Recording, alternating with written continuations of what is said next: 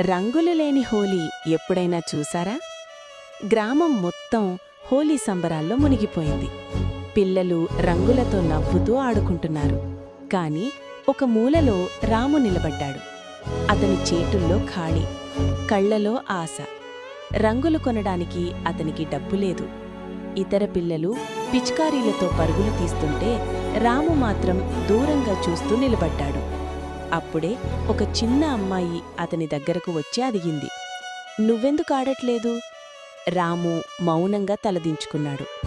ఆమె ఒక్క మాట కూడా మాట్లాడకుండా తన రంగులన్నీ అతని చేతిలో పెట్టింది.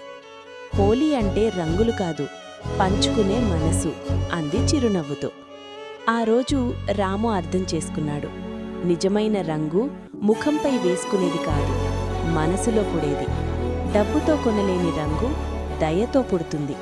ఆ రోజు అతని ముఖంపై కాదు, అతని జీవితంలోనే మొదటిసారి నిజమైన రంగులు పూసాయి.